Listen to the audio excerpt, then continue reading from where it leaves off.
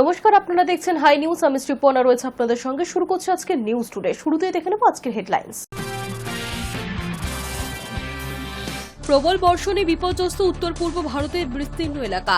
আসাম, মেঘালয়, মণিপুর, অরুণাচল প্রদেশ, মিজোরাম, সিকিমে গত দুদিনে দুর্যোগের কারণে 34 জনের মৃত্যু।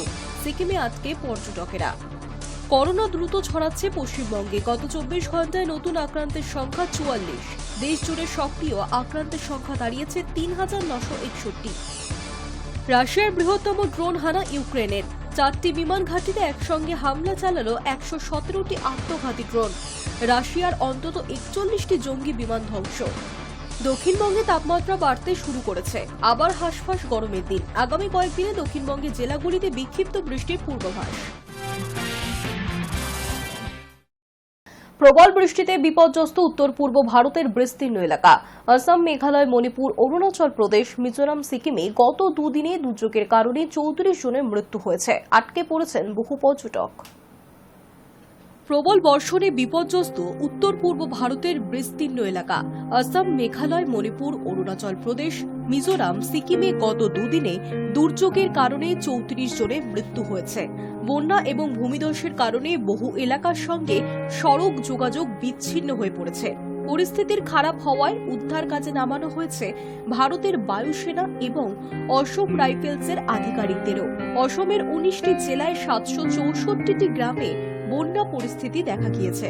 অসমের বিপর্যয় মোকাবিলা দপ্তর জানিয়েছে, এখনো পর্যন্ত সে রাজ্যে দুর্যোগের কারণে 10 জনের মৃত্যু হয়েছে।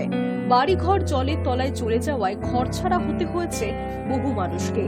সবথেকে খারাপ পরিস্থিতি অসমের কাছাড় জেলায়। সেখানে দুর্যোগে ক্ষতিগ্রস্ত হয়েছেন প্রায় 1 লক্ষ মানুষ। এই সংখ্যাটা শ্রীভূমি জেলায় 83,000, নাগাঁও জেলায় 62,000, লখিমপুর জেলায় 46,000।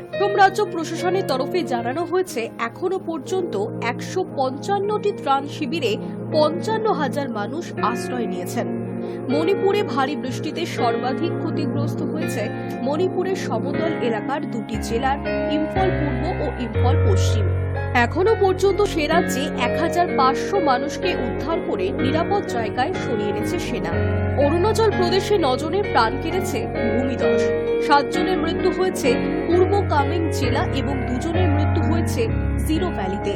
ভারী বৃষ্টি এবং ভূমিধসের জেরে উত্তর সিকিমে আটকে পড়েছেন 1200 পর্যটক। গত 29শে মে তিস্তা নদীতে পড়ে গিয়েছিল পর্যটক বোঝাই একটি গাড়ি। গাড়িতে ছিলেন 11 জন পর্যটক। তার মধ্যে 8 জনের খোঁজ পাওয়া যায়নি। মেঘালয়ে হরপা বানে বিপর্যস্ত 10টি জেলা। ত্রিপুরাতেও বন্যা পরিস্থিতি দেখা গিয়েছে। রবিবার অসম, সিকিম, অরুণাচলের মুখ্যমন্ত্রী এবং মণিপুরের রাজ্যপালকে ফোন করেছিলেন কেন্দ্রীয় স্বরাষ্ট্রমন্ত্রী অমিত শাহ। পরিস্থিতি মোকাবিলায় সব ধরনের সাহায্য করার আশ্বাস দিয়েছেন তিনি। অন্যদিকে সোমবার সকালে আবহাওয়া দপ্তর জানিয়েছে, বৃহস্পতিবার পর্যন্ত বৃষ্টি চলবে উত্তর পূর্ব ভারতের রাজ্যগুলিতে। রয়েছে ভারী বৃষ্টির সতর্কতাও। High news network. অস্বাভাবিক মৃত্যু হল বর্ধমান বিশ্ববিদ্যালয়ের এক ছাত্রীর। বর্ধমান শহরের শরৎপল্লী এলাকায় একটি মেসে থাকতেন ওই ছাত্রী। রবিবার বিকেলে মেসের বাথরুমে জানলায় গলায় কাপড় দিয়ে ফাঁস লাগানো অবস্থায় তাকে ঝুলতে দেখেন অন্যান্য ছাত্রীরা। খবর পেয়ে সঙ্গে সঙ্গেই পুলিশ পৌঁছয় ঘটনাস্থলে। ওই ছাত্রীকে নামিয়ে বর্ধমান মেডিকেল কলেজ হাসপাতালে নিয়ে যাওয়া হয়েছে এবং সেখানে চিকিৎসকেরা তাকে মৃত বলে ঘোষণা করেন। মৃত ছাত্রীর নাম কোয়েল অধিকারী, বয়স 21। পুলিশ সূত্রে যা জানা যাচ্ছে, ছাত্রী আত্মঘাতী হয়েছেন বলে প্রাথমিকভাবে অনুমান করা হচ্ছে। তবে কি কারণে তিনি আত্মঘাতী হয়েছেন তা নিয়ে ধোঁয়াশা সৃষ্টি হয়েছে। একটি অস্বাভাবিক মৃত্যুর মামলা রুজু করে তদন্ত করছে বর্ধমান থানা পুলিশ।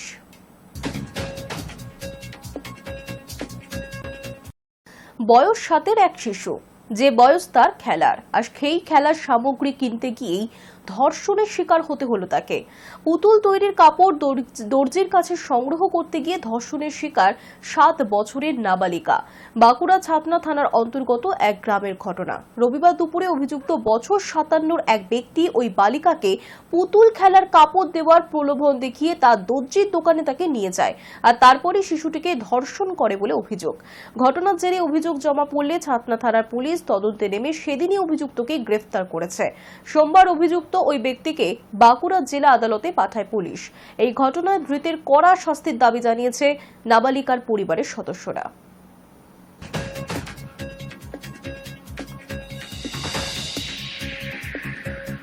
বড়বাজারের পর আবারও দক্ষিণ কলকাতার শরৎ বোস রোডের এক হোটেলে অগ্নিকাণ্ড। রবিবার রাত 1টা নাগাদ সেই হোটেলে আগুন লেগে যায় এবং সেই ঘটনায় 50 জন, প্রায় অন্তত 50 জন সেখানে আটকে পড়েন। ফের কলকাতার হোটেলে আগুন।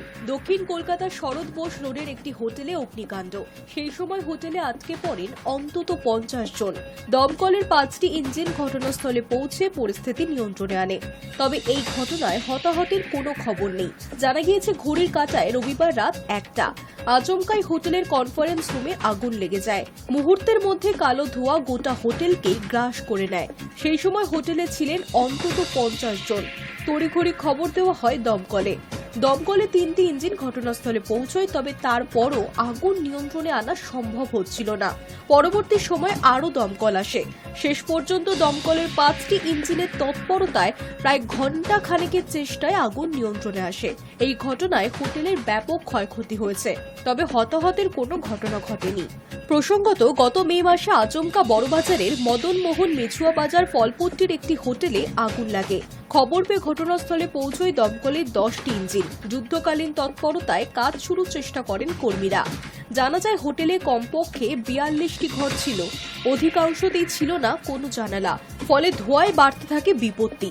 একদিকে ভিতরে থাকা আবাসিকরা আটকে পড়েন, অন্যদিকে দমকল কর্মীদের ভিতরে প্রবেশে হিমশিম দশা হয়। কয়েক ঘন্টার চেষ্টায় আগুন নিয়ন্ত্রণে আসে। হাইড্রোলিক ল্যাডার দিয়ে 25 জনকে উদ্ধার করা হয়েছিল সেই ঘটনায়, তবে মৃত্যু হয়েছিল 15 জনের। High news network.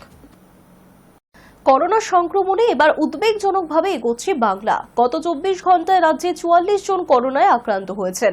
নতুন সংক্রমণের তালিকায় দিল্লির পরেই এখন পশ্চিমবঙ্গ।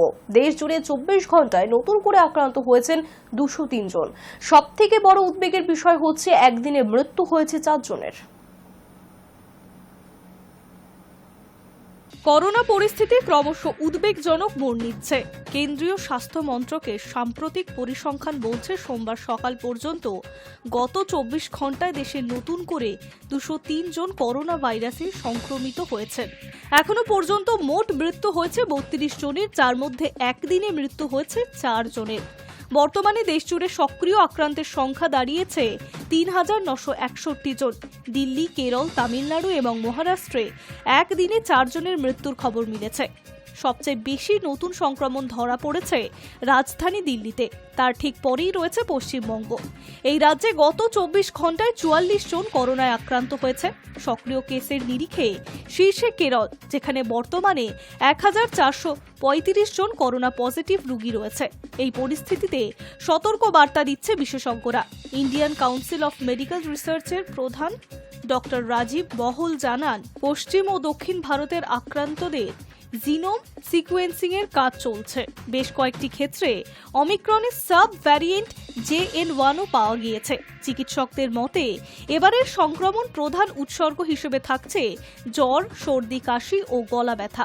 এই লক্ষণগুলি দেখা দিলে তৎক্ষণাৎ আইসোলেশনে যাওয়ার পরামর্শ দিয়েছেন তারা। তবে শ্বাসকষ্ট, বুকে ব্যথা, মাথা ঘোরা, পেটের যন্ত্রণা বা ডায়রিয়া দেখা দিলে দ্রুত চিকিৎসকের সঙ্গে যোগাযোগ করতে বলা হচ্ছে।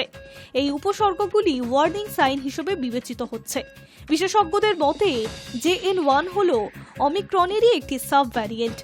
এটি অত্যন্ত সংক্রামক হলেও অধিকাংশ ক্ষেত্রে ততটা সমস্যাজনক নয়। তবে যারা ডায়াবেটিস, হাইপারটেনশন, কিডনিজনিত অসুখ বা অন্যান্য গুরুতর কম্বিটিউটরের শিকার, তাদের জন্য এই ভাইরাস জটিল রূপ নিতে পারে। স্বাস্থ্য দফতরের এক আধিকারিক জানিয়েছে, এটা এখনো প্যানিকের মতো কোনো পরিস্থিতি তৈরি করেনি, তবে গাফিলতি করা চলবে না। বয়স্ক নাগরিক, কমবিট ব্যক্তিদের জন্য আবার মাস্ক ব্যবহার, ভিড় এড়িয়ে চলা, ঘন ঘন হাত ধোয়ার পরামর্শ দেওয়া হয়েছে। প্রসঙ্গত, অতিমারির সময়কাল তুলনায় বর্তমানে সংক্রমণের মাত্রা কম হলেও স্বাস্থ্য দফতর এবং চিকিৎসকদের মতে সামান্য অসাবধানতাও বিপজ্জনক হতে পারে। জনসাধারণকে বারবার সচেতন থাকতে বলা হচ্ছে, যাতে এই ভাইরাসের বিস্তারের রোধ করা সম্ভব হয়। Hi news network. বাড়ছে স্কুল, কমছে পড়ুয়া। না, ঠিক বলা হলো না। পড়ুয়াও বাড়ছে, তবে তা বেসরকারি স্কুলে।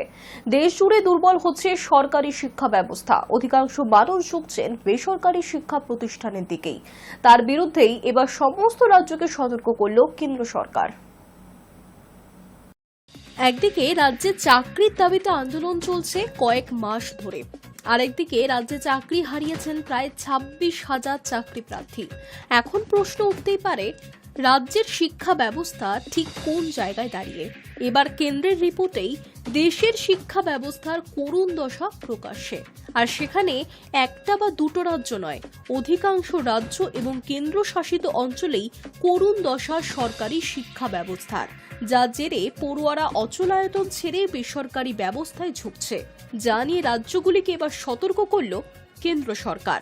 কেন্দ্রের রিপোর্ট বলছে সরকারি স্কুলগুলিতে দিন দিন পড়ুয়ার সংখ্যা কমে যাচ্ছে, পাল্লা দিয়ে বেসরকারি স্কুলগুলিতে পড়ুয়ার সংখ্যা বাড়ছে। মজার কথা হচ্ছে, সরকারি বিদ্যালয়ের তুলনায় বেসরকারি শিক্ষা প্রতিষ্ঠানের সংখ্যা কম, দেশের সব রাজ্যেই অনেক কম। তা সত্ত্বেও পড়ুয়ার সংখ্যা বাড়ছে বেসরকারি স্কুলেই। এই প্রবণতা বিব্রতকর। বিশেষ করে 3টি রাজ্য নিয়ে উদ্বেগ প্রকাশ করল কেন্দ্র সরকার: অন্ধ্রপ্রদেশ, তেলেঙ্গানা এবং উত্তরাখণ্ড, যেখানে সরকারি স্কুলের তুলনায় বেসরকারি স্কুলের সংখ্যা অর্ধেক হলেও পড়ুয়ার সংখ্যা সেখানে দ্বিগুণ। কেন্দ্রের হিসেব বলছে এই মুহূর্তে অন্ধ্রপ্রদেশে মোট সরকারি স্কুলের সংখ্যা 45,000 বা 73%। সেখানে 15,262টি হলো বেসরকারি স্কুল, অথচ সরকারি স্কুলে পড়াশোনা করে মাত্র 46% পড়ুয়া, বেসরকারি স্কুলে পড়ে 52% পড়ুয়া। তেলেঙ্গানায় 42,901টি স্কুলে 70% সরকারি, অথচ মোট পড়ুয়ার 62%ই পড়ে বেসরকারি স্কুলে।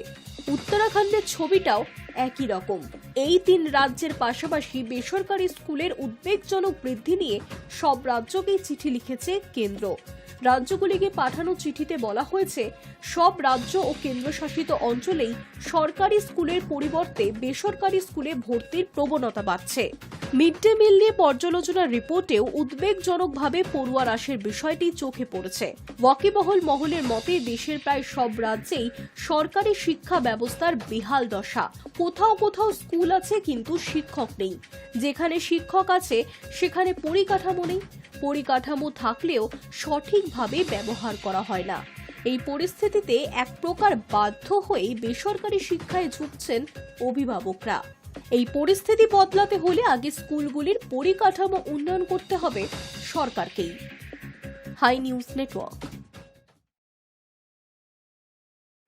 অবৈধভাবে ভারতে বসবাসকারী বাংলাদেশিদের খুঁজে বের করে তাদের বাংলাদেশে ফেরত পাঠাতে শুরু করেছে আসাম সরকার। অনেক ক্ষেত্রে এই সমস্ত বাংলাদেশিদের ফেরত নিতে চাইছে না বাংলাদেশ। হতভাগ্য মানুষগুলি আটকে পড়ছেন নো ম্যানস ল্যান্ডে। গুয়াহাটি হাইকোর্ট এবং সুপ্রিম কোর্টে কয়েকটি মামলাও হয়েছে এই প্রসঙ্গে। তবে আসামের মুখ্যমন্ত্রী জানিয়েছেন, অবৈধভাবে বসবাসকারী সকলকেই ভারত থেকে তাড়ানো হবে। অসমে ফের জোর কদমে শুরু হয়েছে অবৈধ বাংলাদেশি শনাক্ত ও তাদের বাংলাদেশ সীমান্তে ঠেলে দেওয়ার প্রক্রিয়া। বিজেপি শাসিত অসম সরকার জানিয়েছে, যারা ফরেনার্স ট্রাইব্যুনাল দ্বারা ঘোষিত বিদেশি তাদের খুঁজে বের করে বাংলাদেশ সীমান্তে নো ম্যানস ল্যান্ডে পাঠানো হচ্ছে। সরকারি তথ্য অনুযায়ী 27 ও 29 মে পশ্চিম ও দক্ষিণ অসম থেকে অন্তত 49 জন বিদেশি ঘোষিত নাগরিককে সীমান্তের বাইরে পাঠানো হয়েছে। এই ঘটনার পর অন্তত 3টি মামলা সুপ্রিম কোর্ট এবং গুয়াহাটি হাইকোর্টে দায়ের হয়েছে। পরিবারের সদস্যরা অভিযোগ করেছেন, তাদের আত্মীয়দের হঠাৎ তুলে নিয়ে যাওয়া হয়েছে এবং তাদের আর খোঁজ মিলছে না। অসমের মুখ্যমন্ত্রী হিমন্ত বিশ্ব শর্মা শুক্রবার বলেছেন, 30,000-এর বেশি মানুষ ট্রাইব্যুনালের মাধ্যমে বিদেশি ঘোষিত হয়েছেন, কিন্তু তারা এখন কোথায় জানা নেই। আমরা আবার খোঁজ করা শুরু করেছি। যারা আদালতে আপিল করেননি তাদের ভারত থেকে বের হতেই হবে। তিনি আরও জানান, যদি কেউ হাইকোর্ট বা সুপ্রিম কোর্টে আপিল করেন এবং বিচার ব্যবস্থা কোনো স্থগিতাদেশ দেয়, তাহলে তাদের তাড়ানো হবে না। শর্মা বলেন, 2 ধরনের অবৈধ মানুষ আছে, একদল যারা এখনই ঢুকেছে, আরেক দল যারা আগে থেকেই আছে এবং বিদেশি ঘোষিত হয়েছে। তিনি জানান, শুধু বৃহস্পতিবারই মেঘালয় সীমান্তে 35 জন বাংলাদেশিকে ধরা হয়েছে। তারা কিছুদিন আগেই ঢুকেছিলেন, সঙ্গে সঙ্গে তাদের ফিরিয়ে দেওয়া হয়। এদিকে গুয়াহাটি হাইকোর্ট বৃহস্পতিবার রাজ্য সরকারকে নির্দেশ দিয়েছিল 2 ভাইয়ের অবস্থান জানাতে। তারা 2017 সালে বিদেশি ঘোষিত হন এবং 2020 সালে জামিনে মুক্তি পান। পরিবারের দাবি, তাদের 24 মে আবার পুলিশ তুলে নিয়ে গেছে, কিন্তু প্রশাসন কিছুই জানাতে চাইছে না। আদালত এই মামলার পরবর্তী শুনানি 4 জুনে নির্ধারিত রেখেছে। এই ধরনের আরেকটি মামলায় সুপ্রিম কোর্ট জানিয়েছে 3রা জুন শুনানি হবে। 26 বছর বয়সী এক যুবক জানিয়েছেন তার মা মনোয়ারা বেওয়া, যিনি ধুবড়ির বাসিন্দা এবং ঘোষিত বিদেশি, তাকে পুলিশ 24শে মে ধরে নিয়ে যায়। তারপর থেকেই তার আর খোঁজ মিলছে না। এই পুরো অভিযানে রাজ্য সরকারের অবস্থান স্পষ্ট, যারা ঘোষিত বিদেশি তাদের দেশ ছাড়া করতেই হবে। তবে অনেক পরিবার তাদের প্রিয়জনের হঠাৎ নিখোঁজ হয়ে যাওয়ার এই ঘটনায় আতঙ্কে রয়েছেন। আদালত কি সিদ্ধান্ত নেয় সেদিকেই এখন নজর সবার। Hi news network. নজর রাখবো ওয়েদার আপডেটে। দক্ষিণবঙ্গে তাপমাত্রা বাড়তে শুরু করেছে, আবারও ফিরছে হাঁসফাঁস গরমের দিন। আগামী কয়েকদিনে দক্ষিণবঙ্গের জেলাগুলিতে বিক্ষিপ্ত বৃষ্টির পূর্বাভাস থাকলেও বড় কোনো সতর্কতা জারি করা হয়নি। আবহাওয়া মোটের উপর শুকনোই থাকবে। বৃষ্টি কিছুটা কমবে উত্তরবঙ্গেও, তবে এখনও উত্তরের কিছু জেলায় ভারী বৃষ্টির সতর্কতা জারি রয়েছে। আলিপুর আবহাওয়া দপ্তরের পূর্বাভাস অনুযায়ী মৌসুমী বায়ুর গতিস্লথ। জুন মাসের প্রথম সপ্তাহে বর্ষার অনুকূল পরিবেশের সম্ভাবনা কম দক্ষিণবঙ্গে। উত্তরবঙ্গে 10 দিন আগে বর্ষা ঢুকেও থমকে রয়েছে। তার ফলে দক্ষিণবঙ্গে এখনই বর্ষা নয় বলেই মনে করছে আবহাওয়াবিদরা। আবহাওয়া দপ্তরের ক্যালেন্ডার অনুযায়ী অবশ্য দক্ষিণবঙ্গে বর্ষা ঢোকার নির্ধারিত দিন 10ই জুন। তবে এবার কেরল বা উত্তরবঙ্গের মতো দক্ষিণবঙ্গে আগাম বর্ষা ঢুকবে কিনা তা নিয়ে সন্দেহ আবহাওয়াবিদদের। গরম ও জলীয় বাষ্পের ফলে অস্বস্তি চরমে, তাই দক্ষিণবঙ্গে বৃষ্টির সম্ভাবনা কম। আগামী কয়েকদিন তাপমাত্রা 2 থেকে 4 ডিগ্রি সেলসিয়াস পর্যন্ত বাড়তে পারে। আপাতত দক্ষিণবঙ্গে আর্দ্রতাজনিত অস্বস্তি বাড়বে। কলকাতায় ভ্যাপসা গরম আর অস্বস্তিতে হাঁসফাঁস অবস্থা। এই সপ্তাহে পরিস্থিতি বদলের সম্ভাবনা নেই। বেলা বাড়লে গরম এবং অস্বস্তি বাড়বে।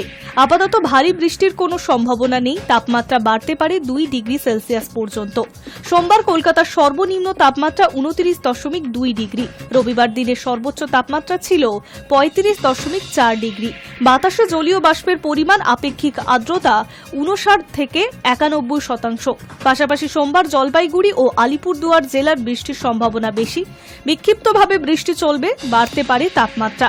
দক্ষিণবঙ্গের জেলাগুলিতে 50 থেকে 60 কিলোমিটার গতিতে বইতে পারে দমকা ঝোড়ো হাওয়া। নিউজ টুডে এখনকার মতো এই পর্যন্তই। দেখতে থাকুন হাই নিউজ, নির্ভীক নিরপেক্ষ।